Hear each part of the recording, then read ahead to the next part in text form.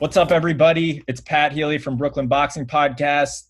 I'm joined by Michael Olajide. This is On the Ropes. We're going to break down some of the biggest fights from over the weekend.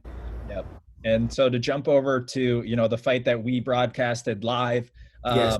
outside of DAZN, this was on PBC Fox. Free fight was Porter versus Formella.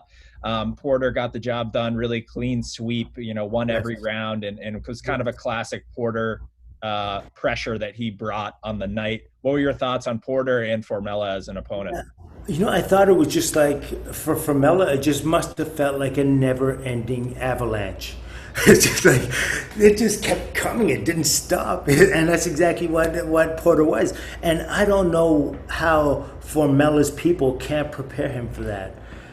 There's certain things that there's certain attributes that Formella has that are his strengths, and he wasn't able to bring them into fruition. He wasn't able to bring them to the table, and that's got to be extremely frustrating. And that's when you start to wonder if your guys have what it takes to get you to that level. Because physically, the kid's capable. He's definitely not a puncher, but he really had to show more, more punch variety. And at some point, he had to plant his feet and make himself known. He had to get respect off Sean. After like the third round, he was starting to be, steamrolled. And at that point, he should have sat down and said, "Listen, you got to hit it. You got to make this kid back up off you. You got to do something. If not, then you better be like, you better get your Ali boxing shoes on and start dancing around the ring and making him miss and being slick about it." But he stayed in front. He was frustrated. He got caught with overhand rights. He got hit with uppercuts. He got hit with hooks. He got hit with jabs. I mean, I know that Sean is a extremely good fighter, extremely competent, can hurt you with both hands. But this fight was a perfect fight for him, and he did what he had to do. Yeah, I mean, I think his management and the matchmaking was definitely beneficial for him. He was coming off that tough loss against Errol Spence, and I think Formella was frankly good sparring for Porter. He Yeah, didn't really pose much of a threat for him. Gave him yeah, some solid rounds because he was tough as hell. I got to give that to that, him. yeah. Hanging in there, and he was trying his best to fight back and get Yeah. something going, but there just wasn't much for him. Well, in the resiliency category, he was 10 out of 10. He took, his skin didn't bust up. He wasn't bruised and swollen. A lot of fighters are cut and their eyes are starting to close with the kind of punishment he took. He didn't he just didn't come back with anything. There's got to be an answer once a person starts hitting you. If you're not answering, they're going to keep hitting you. That's just what the sport's all about. But yeah, he showed great resiliency.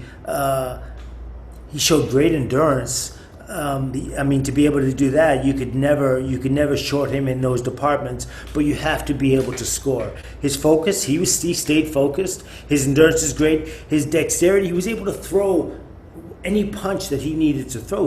But he just had nothing on it. And that's especially someone like Sean Porter, who's a pressure fighter. If you can't hit him, if you can't hurt him, if you can't make him hesitate and say, "Well, wait a minute. Right. If I do this, then he's going to do that, and it's going to hurt," it's a wrap. That kid will eat you up and just whap, throw you out. So what's next for Porter? I mean, the vision right now as it stands, we have Errol Spence versus Danny Garcia on the books. I don't think Terrence Crawford has anything announced. So there's some sharks in the division, obviously, a lot of talent. Does he get a title shot next, or does he face a top contender to kind of prove his worth one more time before a title shot? Well, it's really interesting. I'm wondering what his father is actually thinking is the best thing for him. Um, there aren't very many people ahead of him, if any at all. He's got to be like number one in most of the governing bodies, the boxing governing bodies. Are the number one and number two. There's no getting around that. Who is, I guess, the one who's going to be, who thinks he's the least risk is the one that's going to say, okay, let's make it happen. It's also going to be a good money fight, and he hasn't fought Crawford as of yet, and so I think that fight makes most sense. And it's almost interesting because then when you see Porter against Crawford, you really get a chance to know, you really get a chance to see what kind of ability Crawford has. If Yeah. he makes a fight against against Sean look easy or easier than the other guys have, then we get a better sense of exactly what Crawford is made of. And so he can answer questions, Sean Porter, instead, as well as be as well as be champ himself. That's what he's in it for, to become champ again. He's got great heart. He's got great fire. He seems to have like that gas tank is refueled. He does not look tired at all. Oh, yeah. No, he looked springy as ever to me and like had a lot of life in his legs. He looked Yeah. powerful. And but I do love what you were just saying about seeing a matchup between Porter and Terrence Crawford, Yeah. because Crawford obviously, everyone's very high on him. We want to see him versus the other champs in the division, but that won't happen for now. So give him Porter, because I think it would be a great measuring stick. Yeah. And Yeah. it'll answer a lot of questions because Porter hasn't been stopped before. Hmm.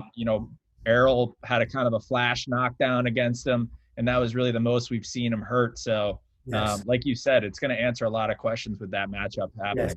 Now it's going to answer a lot of questions, but the thing is, for Sean Porter and his management team, is it a dangerous fight for them? Is it a fight that they really think they can win, or maybe they think they can't win it? And that, at that point, that puts the nail in the coffin as to who he's going to be. And you want your options, you know what I mean? And if he comes in as the contender fighting the champ, he's not going to have as much of a position of authority as if he gets like one of the other titles and then comes back when they do a unification match. So there's a lot to think about politically as well as there is like physically. I think that's the best fight in the welterweight division right now. I would like to see that fight, Crawford and Sean, more than I would any other fight. Oh That's a yeah, I mean that's an action-packed fight. I mean yeah, Porter is who he is. He's yeah. going to fight kind of that one style of just super pressure the whole time. He's been pressuring people for like 20 years. And, Exactly. And here's Crawford, who's this like he's dangerous. such a like he's a great technician. He's got great power. He's got respectable speed. He's got resiliency. He has the ability to think under duress or when things aren't going the way he should be. He's the way as you know that he has the ability to change up, and that's a very dangerous fighter. And those are the attributes you need in order to become great. You need to exhibit those attributes, but you also need to fight fighters that are good. And Sean is an excellent fighter. So if that fight could be made, great for boxing. I'd pay per view that fight. Oh, 100%, Yeah. 100% pay-per-view for that. Those are the fights that we need in boxing to get the fans excited and create some drama in these divisions. So hopefully that takes place. But Porter got the job done against Formella, did what he had to do. Would have liked to see a finish in the later Yes. rounds. But Yeah. that was the one, complaint from my end is other than a dominant performance, you'd like to see him try to finish Formella and make a Yeah. statement, because a guy like Crawford, I'd imagine Mhm. that he finishes Formella. Yeah. Well, here's the thing. Like, when that's got to be the one main thing when they go to break the fight down afterwards. His father and himself. It's like, why didn't we stop him in this fight? I don't know what the conversation was in the corner. Maybe it was just like, you can take your foot off the gas now. You're okay. But I always feel like if a person cannot go the distance with you, you should not let him go the distance with you. They got to earn that, and so you're going to be learning something. Sean can learn something by learning to take a man like that, Formella, apart and stop him, and actually, yeah, end the fight. There's no. I don't know. There's no like he is the better fighter. Obviously, he solidified that with the decision win. But to just again put that nail in the coffin, put the thing to bed, and it shows you have the ability to take I don't know to take it apart. You know what I mean? Like really just to in essence dominate and do whatever you want with a man. If a man is trying to go the distance with you, it's like no, not with me. I have the ability to end this fight. I'm the wizard. I'm the one that makes this thing happen. I'm the scientist. I can break it apart as I need. And it seemed like, his effort to stop the fight was there. Like you could tell that Porter at times really was Yeah. exploding and, Yes. and kind of coming forward recklessly trying to get the stoppage because he knew he wasn't going to get hurt, Yeah. but he wasn't able to. So I mean, like, was it because he was loading up too much on his punches, kind of looking for that headshot, or Yeah. should he have stayed more with the body work and really just tried to unload body punches? I mean, he was landing a lot, but it's just Yeah. like Yeah. he seemed like he was Well, he had a couple of ways in which he could have ended the fight. Obviously, to nail a kid to the point where he's really hurt and starts wobbling on his feet, but he may not be prone to to getting knocked out by headshots. We don't know Formella's history enough. But even like just ceaseless work of the body and hitting him to the body and breaking him down, then you got the ref and you got the corner starting to think, I don't know if we should let this fight continue. So it had to be a consistent attack, and he's consistently hitting the kid clean, and then you're going to get somebody, if not the referee, if not the cornerman, then the commission are going to stop the fight. So you have four ways you can do it. You can knock a man out. You have the other man's corner. You have the referee. You have the commission. He had four ways in which he could have stopped this fight, and on none of those levels did he cause the stoppage. If that wasn't his intent and he was just willing to go the distance, then that's on him. I understand that, but as a fighter, it's always like, hey, listen, when that bell rings from round 1 to round 12. Good luck in going the distance with me. That's how boxing should be. And when boxing incorporates that mentality back into it, that's when you're going to see boxing's flag rise back up to the top of the flagpole. As far as I'm concerned, when fighters are like 100% about it, like then and not just fighting to go the distance. My intent is to stop you. And if I can't stop you, then obviously the judges render a decision. And we have that beautiful sport back the way it always was. Yeah. Well, yeah, I mean, it kind of reminds me a little bit of Tyson Fury right now in his recent statements, before his second fight with Wilder, he said, I'm not going to get a decision from the judges. That's clear. I'm going to change my style and look for the finish. And he joined the Kronk gym and, learned that kind of style of fighting, and he implemented it well. And we'll see how he does in the third, if he does the same style, and maybe he'll continue that against Joshua if he gets through Yeah. Wilder. And I don't know if that's going to be a wise style against him. Here's the thing about what Tyson did, and yeah, he did walk Wilder down, and he threw good shots, but he has this thing with his wrist that he doesn't like connect.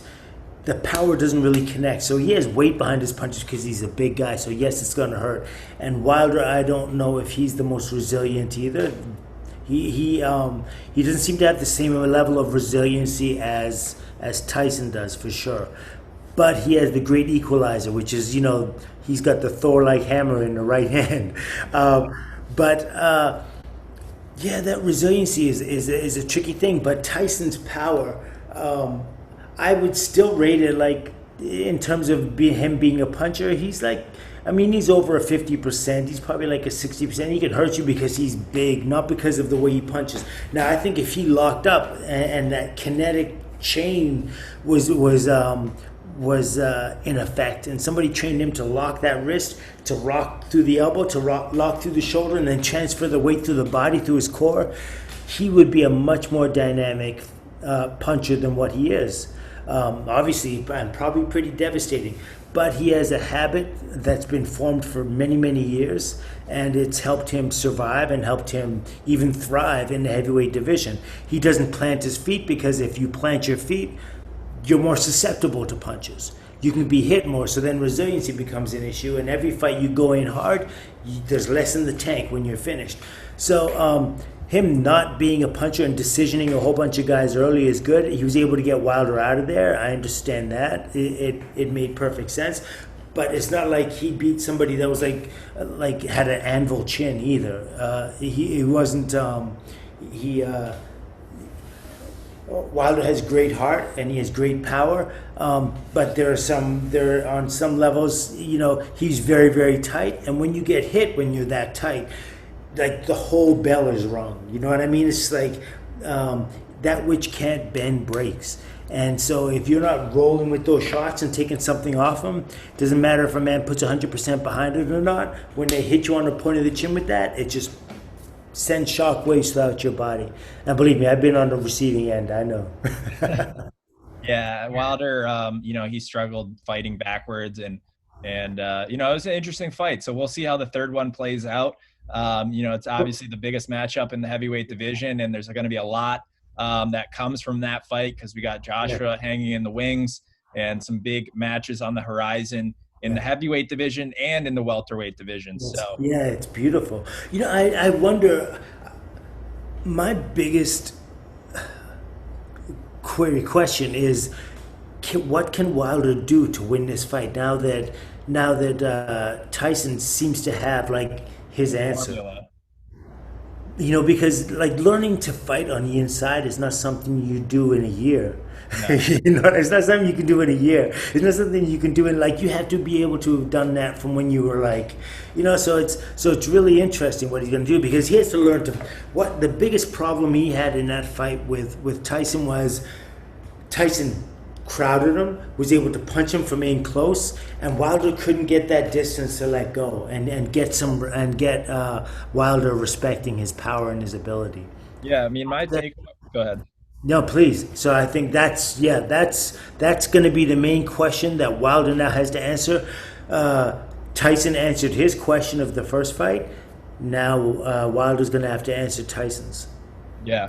And it did seem like the adjustment that Fury made, it's just like, what is Wilder going to do? But at the same time, I will say, people are very quick to forget, Wilder's devastating power, and they think that Fury's going to easily just walk him down again, and he may. But those are very dangerous waters that he was putting himself in the second fight, and it was a masterful performance. But don't be surprised if Wilder catches him again, because he was clearly hurt in the second round with that shot behind the ear that Fury landed, and that really kind of just was the beginning of the end already. So not that it was a lucky shot. I mean, Fury landed it, but Well, it anything. was an illegal shot. Whenever you get hit behind the ear, that's an illegal punch. The referee didn't call it. I'm not sure how clear. I didn't really see the knuckle. I don't know if it landed right on the ear. Yeah, it was. That's where a fighter's balance is all their balance is centered there. And I've had 3 busted eardrums in a fight and a couple of busted eardrums in sparring. And let me tell you something, it's the worst feeling on earth. You can't even control, and I think the same thing happened to Anthony Joshua against Ruiz. Right. He got caught with a shot high on the head behind the ear. I think it was that left hook, and all his balance was absolutely gone from there. So, and that's something that, especially British heavyweights, I remember that. Who's the kid who fought Mike Tyson? Bruce. Not Bruce. Oh my God! I can't believe I forgot his name. The guy, he's Frank Bruno. Bruno, yeah. Frank Bruno, that was it. In his fight with Mike Tyson, that was one thing he went to. He went to rabbit punching, hitting him behind the ear a lot to get his balance off. So these are things, tricks of the trade that a lot of people don't know, that a lot of people don't see, that fighters incorporate in order to turn the fight their way and to take away certain advantages that another fighter would have. Once you start feeling pain, once you start feeling discomfort and unassuredness, you're going to be less offensive. And that effectively also shut down the offensive Tyson. I'm sorry, of Wilder. So there's a lot of things to be considered and weighed for this fight going into it. But that last win by Tyson was pretty dominant, and it was kind of like just like this. He stepped to him, he walked him down. It was like a beatdown, and I can't see in my mind, I can't see anything but this man having to come back out. Deontay has to come back out and come out with like violent intent and let it go from the belt. Don't wait till the man gets in range. You have to start punching before he gets in range, because once he gets in, it's too late. It's going to be an interesting matchup. Definitely don't sleep on Deontay Wilder. I know a lot of people are counting him out already. And he's only one punch away at all times. So hope everyone watching enjoyed this breakdown on the ropes. Pat Healy and Michael Olajide. We had our live broadcast last night of the Porter Formella fight, which was a lot of fun. Those will continue. And hope you enjoyed this breakdown. Go check it out on YouTube and follow us on Instagram at Brooklyn Boxing Podcast. And Mike, if you want to shout out your Instagram as well. Yes, I'm El Cuerpo de Papi. If you can spell that, it's Spanish, body daddy, El Cuerpo de Papi. We'll tag everyone in the comments or description of this video. So look forward to checking this out soon. And thanks again. Thank you, all. Peace.